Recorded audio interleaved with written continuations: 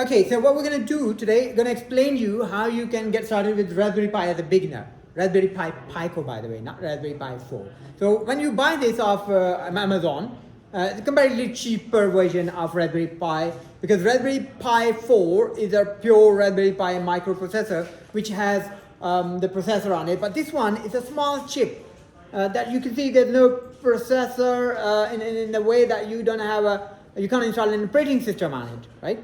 And you just can plug and play and run program just like a microcontroller. So that's a cheap microcontroller developed by Raspberry Pi called Raspberry Pi PICO, and you can program it using the Python as well as C. So what we're going to do is we're going to use the Python to program this one. And when you open the box, you get this this cable and also this wrapper, and you open it carefully so that you can put it back in there because it's very delicate and sensitive. So, and then you're gonna get this small cable with it. So what you do is you plug the cable here very carefully, like this, and then you put this one into the system. I got a system here, so I'm gonna put it here into the system, and this is what you do. Once you're done with that, the next step is that you're going to install something called Tony IDE. So I'm going to show you that one as well, and that is Tony. You can go online, as you can see here on the screen, and I'll go here, tony.org, and here when you go there, what you need to select is you need to select the Windows. So you click on this one, okay? Because I'm on Windows, you can follow the Mac as well if you're on a Mac, because there are Mac variants as well there, and Linux.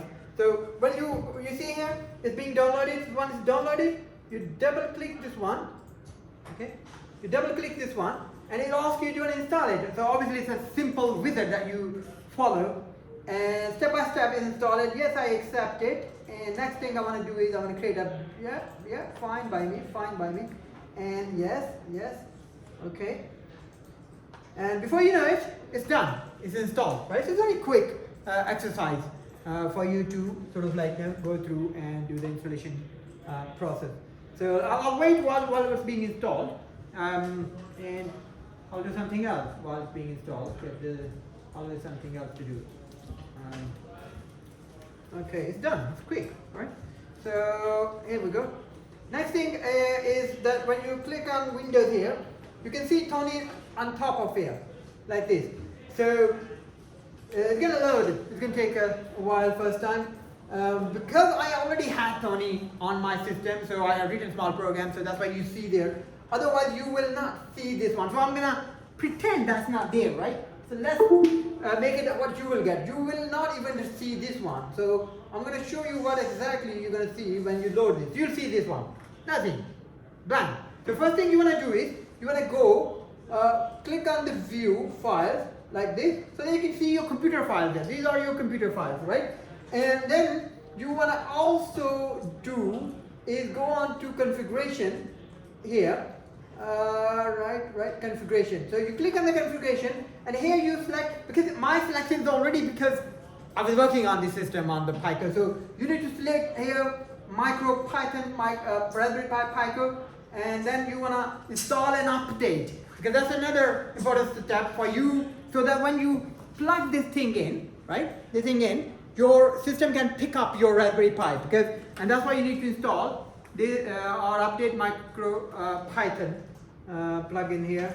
So you wanna sort of like all right, okay, because it's already installed. That's why I'm not getting anything, because this plugin is already installed. But in your case, you will have a selection here, and from there you can select from the MicroPython variant. You can select Raspberry Pi PICO W. Okay, there's a W version, your Raspberry Pi PICO W. You select on this one, Raspberry Pi PICO W, and here you will get by default value or something. And by the way, you need to do that. You will get that if you sort of like plug that thing in, right? Here. Yeah, you need to select that. When you select that, right, then you update it. It's not installed already. You select whatever is there, and then here you select on the variant. You select the Raspberry Pi PICO W. Okay, there are 2-3 versions there, but you need to select W. and then you just say okay, and you can move ahead, and then we're ready now. We're ready to plug that in. You know, the moment you plug that thing in, it's gonna basically, bingo, it's gonna pick it up, and how it's gonna pick it up is very simple, because we have it already configured here, right? We got it configured, so it's gonna pick it up. So now next thing we're gonna do is we're going to restart our PICO. Right. Restart one.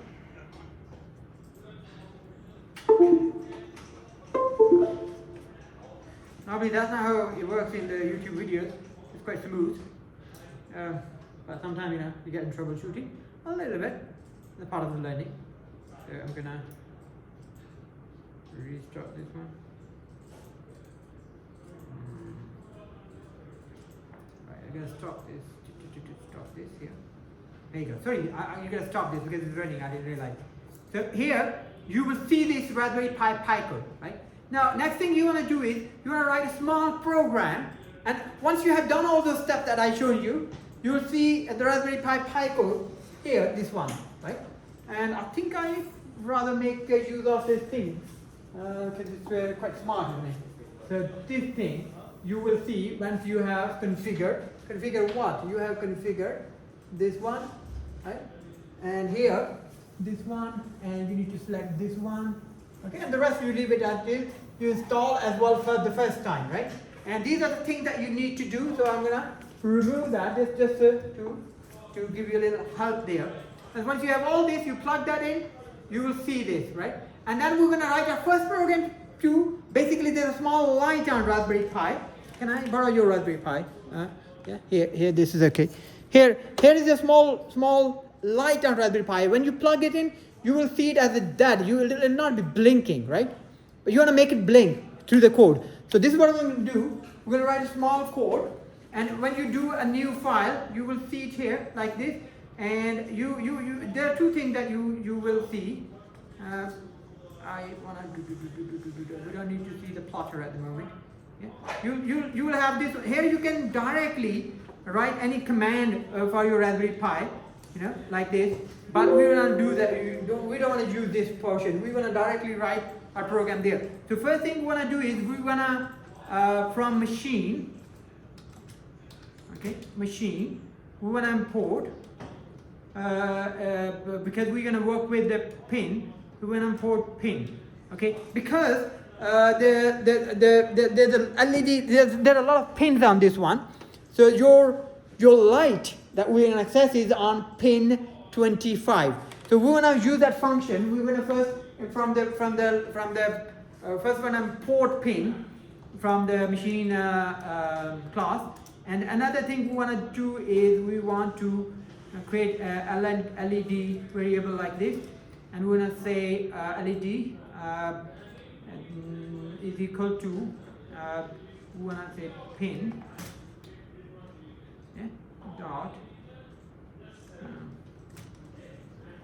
Sorry, this thing is a bit clumsy.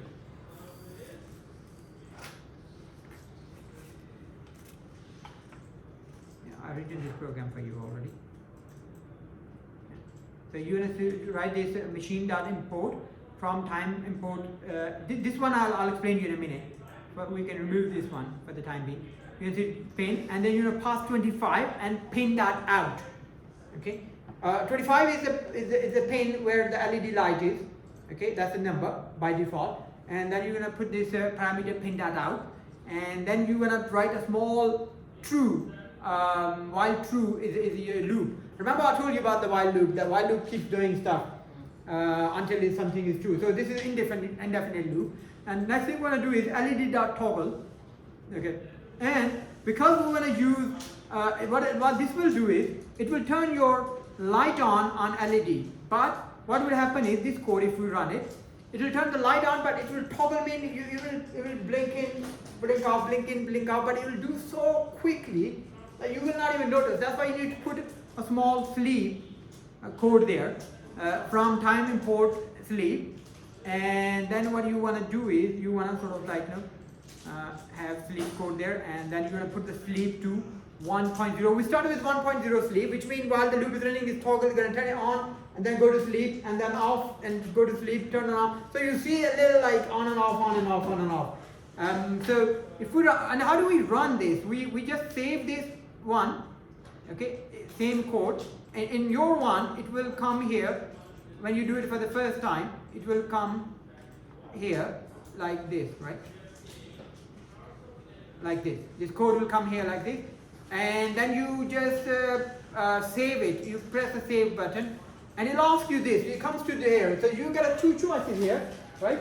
Either you save it here, okay, on Raspberry Pi, it will be saved here and appear here. Or if you set this computer, then it will be saved on your computer. And later on you can transfer it to Raspberry Pi. But better to do directly, because when your Raspberry Pi is plugged in, you see this option. So you better select this option, you know, saving it to the Raspberry Pi PICO, right? So we're going to click on this one. We're going to save it, and here you can name it anything. For example, I'm going to name it Madessa.py. Okay, all this blink, so I should call it blink dot. Light blink dot pi. Okay, and then I say okay, and then I say it's light blink is there. Now what I could do is I could put a cursor here and Control D, and it will soft reboot my Raspberry Pi.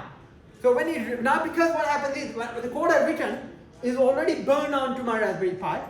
Okay, so when I reboot my Raspberry Pi, this code will be executed. So what I want to do is I want to remove this code perhaps, or if you want to only execute this light blink, I can run it from here as well, right? So when I do that, so my light will start blinking. Here we go. Here we go. As you see here, my light is blinking now. Okay. So what I'm going to do is, since my light is blinking, I want to make it blink fast, right? Shall I blink it fast? How about I blink a little faster? So what I have to do is, I have to stop it here. Now when I stop, it stops blinking. Do you see? Stop blinking. So now what I'm going to do is, I'm going to blink it even faster, which means I put the delay, the sleep, let's say 1. It'll be like really fast. So I'm going to save it again, and I'm going to run it again. See? Now it's blinking much faster. Okay? So you can make it slower or faster, or if you put a more delay, it will be really slow blink. So this way you can make this one blink. So this is a small program, our first program, how to make a light blink. Now next program, what we're going to do is, we'll do, in the next video, what we'll do is we will make a program to pick up the temperature data from a sensor. Thank you for watching.